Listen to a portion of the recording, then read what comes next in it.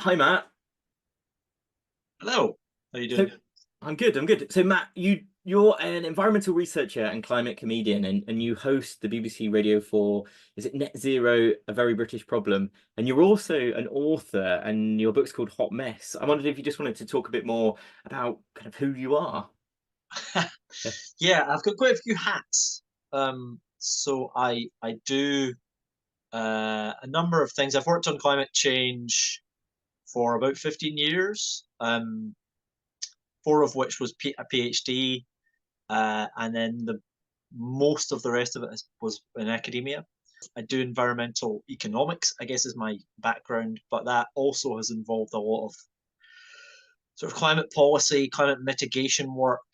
Um, a bunch of my papers were in the last IPCC AR6, cited in there as sort of literature on things related to mitigation. How fast are we solving climate change? How is it impacting the economy? That sort of thing. Yeah, so I do that, and then a lot of stuff, yeah, related, kind of fairly technical stuff. I work for a consultancy as well now, as well as having an honorary position at a university. And then in my other couple of days a week that I have, I do climate communication. So yeah, mostly through comedy, Hmm. occasionally serious, but trying to find different ways to talk about climate change and make it more accessible. And generally, just I get to show off and talk about something that I think is important, which is nice. Yeah. So this series is called Climate Calls Conversations from COP28. You Yeah. obviously are not in at COP28, but you were. And just also to ask, so was this your first COP, or have you been to previous COPs? I went to Glasgow a couple of years ago. Yeah, which is where I'm from, although I haven't lived there for a long time. Um, but yeah, so I went to COP26, and then this is my was my second COP. How long were you there for? Not long, just a bit less than a week, bit less than a week, Mhm. essentially. So it wasn't massive. It felt like about 2 weeks, but it was Yeah. really just a few days. Well, tell us a bit more then. What was it like? What's the experience of going particularly to a COP in Dubai like that? Yeah, well, I mean, I'd never been to the UAE before, and wasn't quite sure what it would be like. Very different, given that I knew Glasgow when I went to the COP there and kind of knew my way about the city. It was very different in that sense. I guess the more traditional COP experience of turning up in a city you don't know and trying to find your way about. Um, yeah, attending COP is very, for most people, it's probably the most similar thing is maybe going to like a music festival or something like that in terms of the actual uh, experience. I mean, the closest thing that I've ever experienced to it is, so I do the Edinburgh Fringe most years, and I've done it, I don't know, 12 times, 13 times or something like that. And it's very similar. It's the only thing that is similar in the sense that it lasts forever, uh, weeks on end, and everybody kind of goes there from an industry, and then there's just constant stuff happening, trying to vie for attention. The whole of the kind of outside world sort of stops existing for a couple of weeks while everyone's just focused on this thing, and you bump into people you know all the time.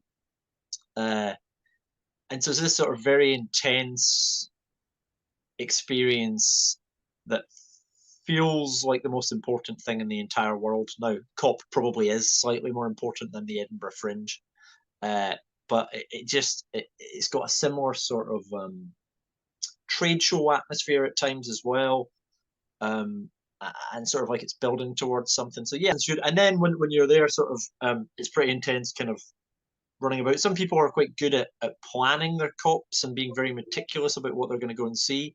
I like to do a little bit of that, but also to, beyond the stuff that I'm sort of speaking at or whatever, it's good to see plan a few things, but also to be a bit spontaneous and kind of go to things, just kind of meet people and go to things that other people have invited you to, and sort of stumble into things.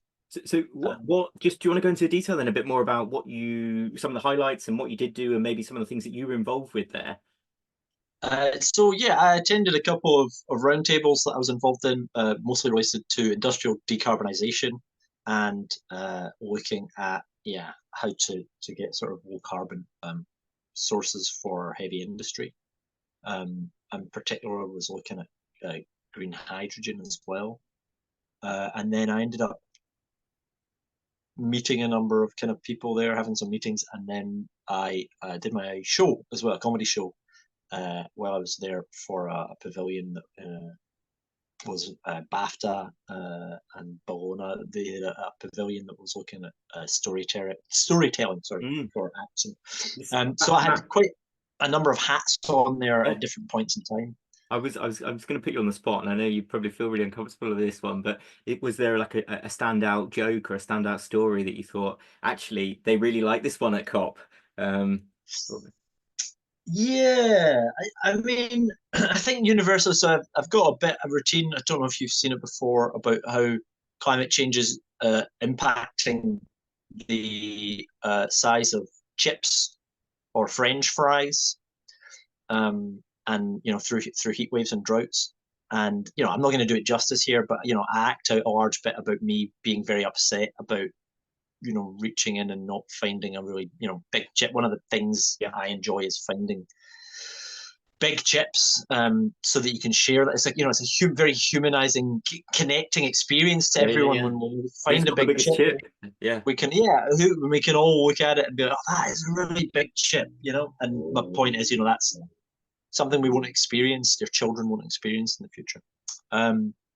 French fries, I guess you have to be quite sort of, because people don't call it chips everywhere. And so I noticed, my material tends to be fairly UK specific. So doing it in an international setting, I had to kind of adapt it a little bit and try and change it. But what I would say is universally, people like chips. So that's one thing that we clearly all have in common across the Yeah. world. Dale Vince, owner of Ecotricity and Forest Green Rovers, he has a famous T-shirt that says "Chips are vegan," and he quite likes to promote the idea that we're all vegans, we all eat chips, we're all Yeah, nobody's got a bad thing to say about chips, if I'm yeah, honest. yeah, definitely. What about a standout event or anything that you saw or a person? Was there anything that's really stuck with you? So I mean, I met. You have conversations with people quite a lot, that you end up just in a queue with, or sitting down because your feet hurt with, and those are often my favorite points. Meeting people that you wouldn't otherwise meet. So I was talking to some people from the Gambia, that was really nice, kind of asking them questions about what climate change, what sort of is happening with climate change where they are, and just about their lives. And I think the main thing that I tend to get from COP is those sorts of connections that you otherwise are quite hypothetical when you work in this area and you're talking about people being impacted by climate change and statistics around it, or I'm running computer models and it's just numbers on a screen. And what COP does is sort of actually humanize things, because you're meeting people from places Mm. that you otherwise wouldn't actually come into contact with. So I think and that's really it helps, in my opinion, to kind of just kind of bring everything down to like, well, why are we doing this? And quite inspiring people as well that you meet. And yeah, that sort of thing tends to be the highlight for me. And Mm. it's quite it's a mix of that very technical side of stuff where you're doing these meetings and it can seem quite academic, but actually the whole reason we're doing all of this is very human reasons. It's and that we need that. We need those human connections, Yeah. and we need to sort of listening to people as well. That's the other thing that COP's really important about, and maybe we'll come on to that Mm. a bit more. But allowing people's voices to be heard Yeah. is also Well, important. maybe this is a good point to ask that question then. Thinking more broadly, that Yeah. what you just described there sounds like a reason to have COP. But what reflections have you got of the COP process? Kind of, if you would take a step back and kind of look at COP in its entirety. Yeah. Well, yeah, I mean, obviously, I've only been to two, but I have followed it, most years, certainly for the last decade, sort of thing. And I don't tend to have massively high ambition. What you end up not going in with high ambitions, and then at some point you get really excited, and then you get sort of tend to feel let down by the end of it, which again is quite like the Edinburgh Fringe, because you think it's going to change your life or that you're going to win some award, and you at some point you think everything's going to be life changing, and then it tends to not be, and it's very incremental. And it's the same thing with COP, in the sense that it's in particular the United Nations process, where it kind of requires countries to agree on things, and it's the minimum that we can interpret of how global attitudes are changing towards climate change. So everything else can move faster. Mm. Every other process can go much faster. And this is sort of like just showing you like where's the minimum, the baseline or whatever, how's that changing in terms of the perspectives. Yeah. So I still think it's very useful. I think it's a good thing to do. And there's a balance between, thinking that it's not a great, process where you expect transformational change, because it's not really designed to do that. It never really will. So it's useful to still have it every year, but I think people often over emphasize its importance itself. But it is a good thing to have a point in the year where everyone coalesces and focuses on climate change. It's really important to have the fact that there are more people attending. Sure, there's more oil and gas lobbyists, but there's also probably lots more people from various different industries and civil society, and so you have interest in it. I think it's good that there is interest. Mm. And so everything's a bit of a balance here. The thing I was really keen to finish with, Matt, was just to give you a chance. Our audience is educators and teachers in the UK, and that, from your experience and just also from wider the things you're involved with, is there anything you think I'd love to tell or to share with teachers and educators? Yeah, I mean, I think, education is really important to show the numerous ways in which climate change is involved in society today. So, previously when I was at school, it would probably be mentioned briefly in a geography class.